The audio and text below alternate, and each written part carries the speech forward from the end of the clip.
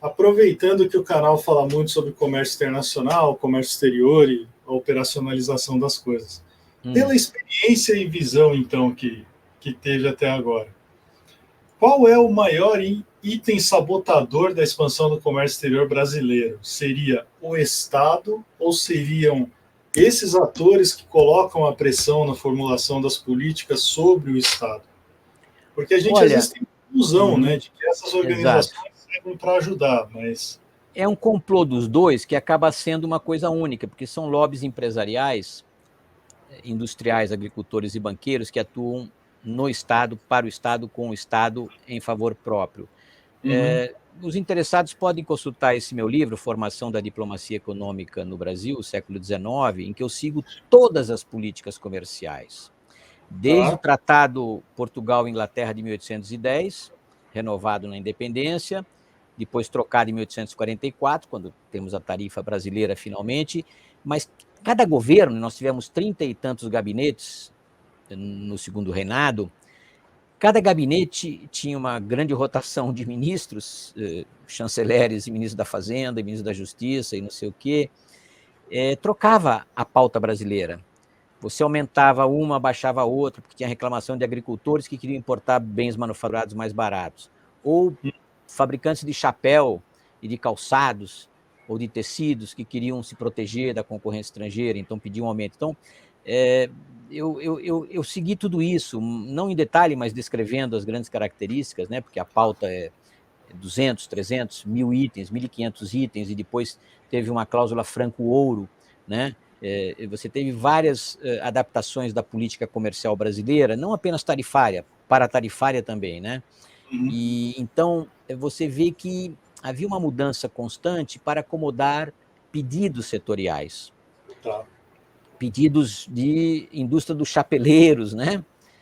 Tem um famoso texto do Bastiat, né, sobre a reclamação dos fabricantes de velas, né, que queriam obrigar os lares a fecharem as janelas durante o dia, porque o sol era um poderoso concorrente das velas, não é? É um pouco isso. O protecionismo, ele teve com a gente desde a colônia, na fase do Reino Unido, no Brasil das regências, que foi muito protecionista, né?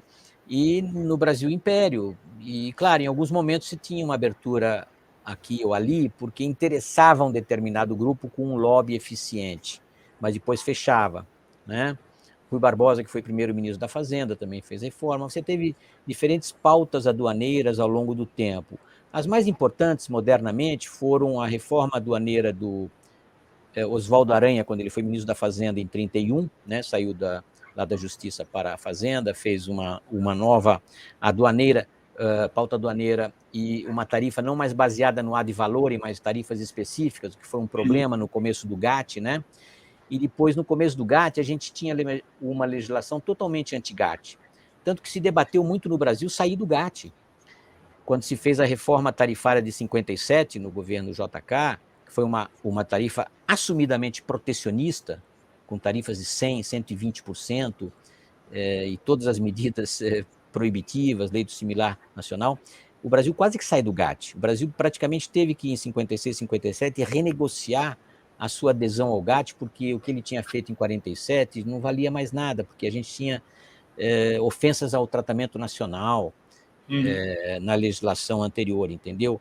E depois a resistência ao GATT foi muito grande em todos os anos do desenvolvimentismo, quer dizer, anos 60, regime militar, e mesmo pós-regime militar. E nós temos uma diplomacia comercial muito competente. Eu me lembro de grandes chefes, né? Paulo Nogueira Batista, Jorge Álvares Maciel, vários outros que são grandes diplomatas, porque eram os da resistência brasileira contra a abertura, contra a liberalização, contra a redução tarifária, contra o nosso enquadramento nas outras regras. Tanto que a gente aceitava muito dificilmente redução tarifária e nunca entramos naqueles acordos plurilaterais de compras governamentais, né? Enfim, nós tivemos várias coisas. O Delfim Neto, e foi objeto da minha dissertação de mestrado, tinha medidas anti-GATT, né? Isenção de IPI e crédito fiscal pelo valor do IPI, que também é proibido pelo GATT, né? Subvenção à indústria, a gente fazia todos esses pecados, sempre fizemos. Alguns explícitos, outros disfarçados. Até que o Collor finalmente fez uma reforma tarifária e abriu. Aliás, mais uma petite histoire minha. Eu voltei de Montevidéu, né, tendo negociado algumas coisas para o Mercosul lá, apesar do Tratado de Assunção ter sido assinado no Paraguai, a Secretaria Administrativa estava em Montevidéu, então eu negociei algumas coisas lá. Mas assim que eu voltei, o Collor estava caindo e entrou o Itamar. Eu me lembro que a primeira medida do Itamar, que ele queria fazer, porque era a pressão dos industriais, era acabar com a reforma tarifária do Collor, que vinha de 91 até 93, era para reduzir da média de 44%, com picos enormes, para uma média de 14%, ainda assim o triplo do que seria a média no GATT, né? E eu me lembro que ele queria acabar.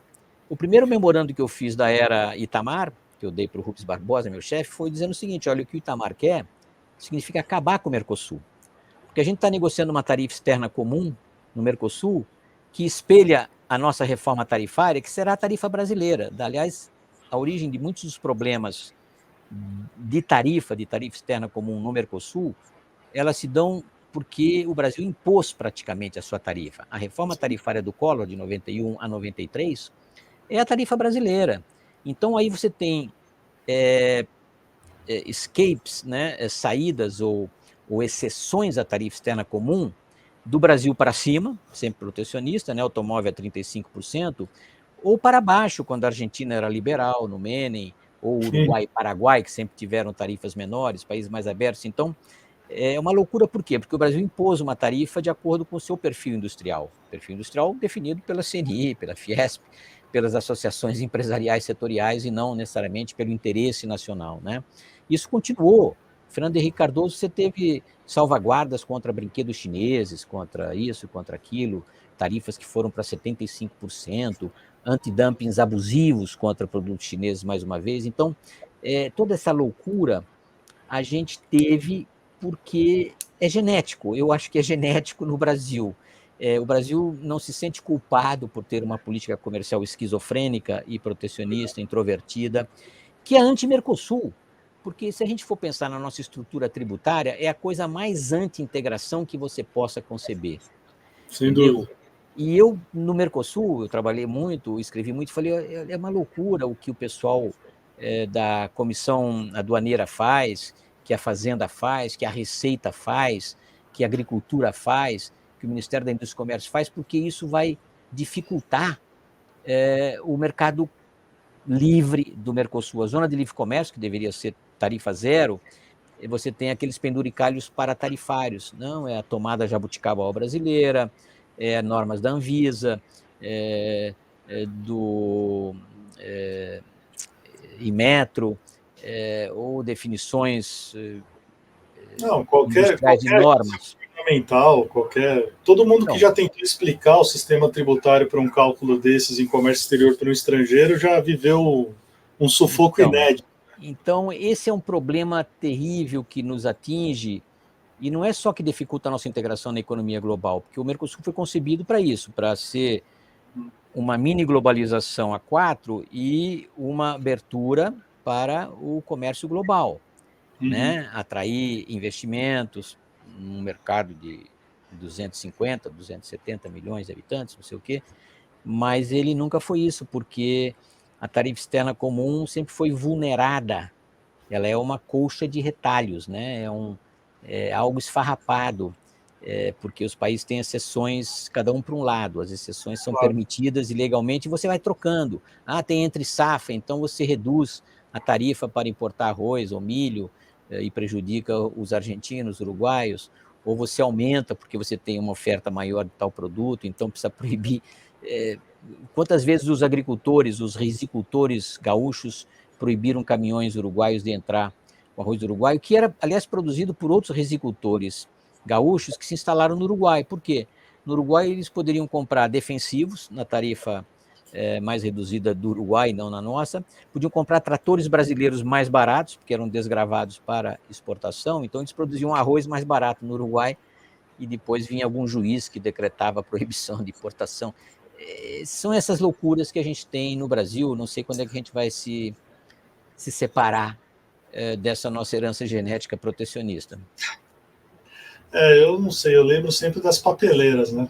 Como um exemplo claro de como o interesse puxa a corda até o limite, né?